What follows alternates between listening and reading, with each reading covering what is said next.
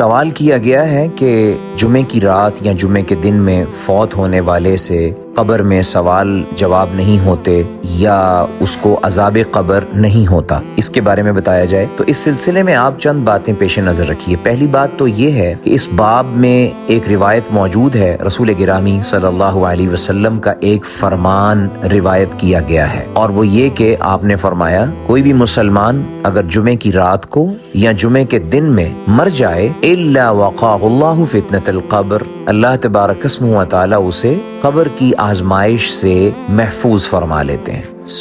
پہلی بات تو اس میں یہ ہے کہ یہ حدیث روایت تو ہوئی ہے، لیکن سب محدثین کے ہاں یہ اوتھینٹک نہیں ہے اور بالکل 100% درست نہیں ہے، یعنی اپنی سند کے اعتبار سے جو بات کہی گئی ہے، اگر حضور سے وہ بات ثابت ہو جائے علیہ الصلاۃ والتحیات، تو پھر تو وہ بات جو ہے اس کو رد کیا ہی نہیں جا سکتا، اس کی ریجیکشن کا تو سوال ہی پیدا نہیں ہوتا ایک مسلمان کے لیے۔ لیکن نبی صلی اللہ علیہ وسلم سے اس کی نسبت اگر ثابت نہ ہو تو ظاہر ہے آپ کو پتہ ہے کہ حدیث اختلافی ہو جاتی ہے۔ اس معاملے میں بھی بہت سے محدثین اس حدیث کو ضعیف قرار دیتے ہیں، اور بعض محدثین اس کو کہتے ہیں کہ یہ ٹھیک ہے، اس میں گنجائش ہے کہ اس کو قبول کیا جا سکتا ہے۔ آپ تو ویسے یہ بات ذہن میں رکھیے کہ ضعیف کہنے والے بھی اس کو ضعیف کہتے بھی رہیں تو ایک روایت جب روایت ہو جاتی ہے تو بہرحال اس کا ایک وزن ہوتا ہے اور اس کی ایک اہمیت ہوتی ہے۔ پہلی بات تو یہ ہے کہ یہ بالکل ایسی بات نہیں ہے جس کو رول آؤٹ کر دیا جائے اور بالکل آپ کہیں کہ یہ کوئی بنائی ہوئی اور گھڑی ہوئی بات ہے، نہیں، یہ رسول اللہ صلی اللہ علیہ وسلم کی نسبت سے بہت سے محدثین نے اس کو بیان کیا ہے، اور بعض کے ہاں یہ قابل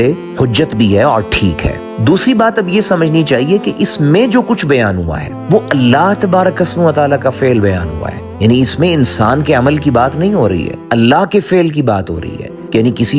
کسی انسان کو زندہ کرنا یا مار دینا یہ اللہ کا فعل ہے۔ جمعے کا دن اور جمعے کی رات لانا اور اس کو گزار دینا یہ بھی اللہ تبارک اسمہ و تعالیٰ کا فعل ہے، اور پھر جمعے کی رات اور جمعے کے دن میں کسی کو مارنا یہ اللہ تبارک اسمہ و تعالیٰ کا فعل ہے۔ تو یہاں جو کچھ بیان ہو رہا ہے وہ اللہ کے فعل کے بارے میں بیان ہو رہا ہے، لہٰذا اس کو اپنے یا کسی کے عمل کے ساتھ جوڑنا اور عمل کے فیصلے کرنا یہ بالکل مناسب ہی نہیں ہے اس حدیث کی روشنی میں، ٹھیک ہے نا؟ تو بات یہ ذرا پوائنٹ اچھی طرح سمجھ لیں کہ یہ اللہ تبارک اسمہ و تعالیٰ کا فعل بیان ہو رہا ہے۔ اللہ کے تو اس طرح کے بہت سارے افعال بیان کیے گئے ہیں، جیسے یہ بتایا گیا ہے کہ ہر رات، یعنی اس میں جمعہ، جمعرات اور بدھ اور منگل اور پیر کوئی فرق نہیں، ہر رات ہی آخری پہر میں اللہ تبارک اسمہ و تعالیٰ آسمان دنیا پہ تشریف لاتے ہیں اور وہاں پر اپنی مغفرت کا اعلان فرماتے ہیں۔ اب سوال یہ مغفرت کس کو ملتی ہے یہ ہم طے نہیں کر سکتے، حتیٰ کہ اس پہر میں اٹھنے والا اور اللہ سے دعا مانگنے والا بھی اس مغفرت کو پا سکا ہے یا نہیں یہ بھی ہمارے پاس کوئی حتمی ذریعہ نہیں ہے، ٹھیک ہے؟ یہ بالکل ایسے ہی ہے جیسے رمضان کی ہر رات کے بارے میں آتا ہے، حضور نے فرمایا کہ اللہ تبارک اسمہ و تعالیٰ جہنم سے آزادیاں دیتے ہیں۔ سوال یہ کہ کس کو وہ آزادی ملی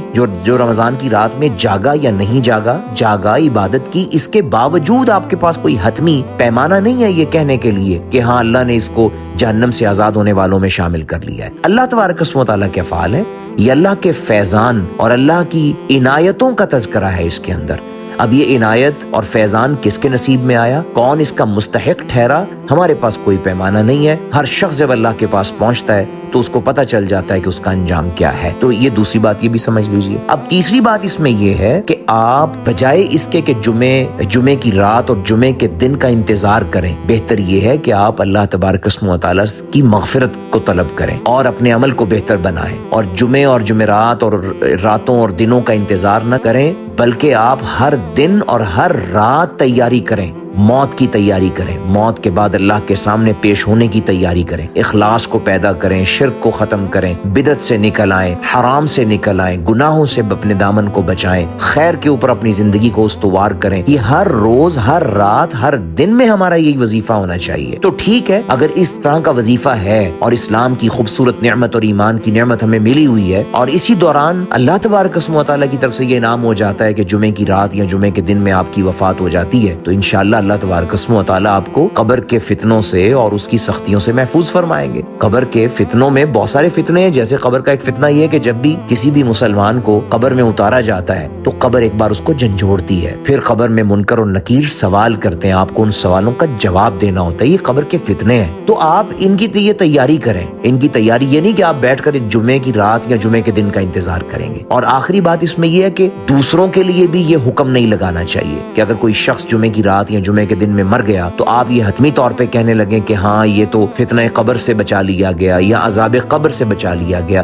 بالکل ہم یہ بات نہیں کہہ سکتے. اس حدیث میں متعین طور پہ کہنے کی اتھارٹی آپ کو نہیں دی گئی, کسی کو بھی نہیں دی گئی. اللہ کے رسول نے بھی سوائے ان کے جن کے بارے میں آپ کو واضح طور پہ بتا دیا گیا, آپ نے یہ بات ہر ایک کے بارے میں نہیں کہی. اس کو آپ نے مطلقاً کہا ہے, ایک جنرلی ایک بات کہی ہے کہ ہاں مسلمان جب اس رات یا اس دن میں مر جائے اسلام کی حالت میں تو یہ ایک فضیلت ہے جو اللہ تبارک و تعالیٰ دیا کرتے ہیں. کون اس فضیلت کو پا گیا, کون اس کا حقدار ٹھہرا, کون سرخرو ہوا, یہ اللہ تبارک و تعالیٰ جانتے ہیں. یہ غیب کا سلسلہ ہے, ہم اس کو نہیں جانتے. حدیث ویسے ہی اختلافی ہے, کوئی اس طرح کی اوتھینٹک نہیں ہے کہ بالکل اس کو صریحاً لیا جائے. صریحاً اور بالکل صحیح روایات اور قرآن مجید کے جو بیانات ہیں وہ کیا ہیں کہ عذاب قبر برحق ہے اور قبر میں فتنہ ہونا ہے. اس آزمائش سے سب نے گزرنا ہے, اس سے جو ہے اللہ کی رحمت کے علاوہ بچنا ممکن ہی نہیں ہے. سو ہمیں اس کی تیاری کرنی ہے, ہمیں اس کے بارے میں فیصلے نہیں کرنے, پریمپٹ نہیں کرنا, اور نہ اپنے بارے میں نہ لوگوں کے بارے میں. ہاں ہمیں اللہ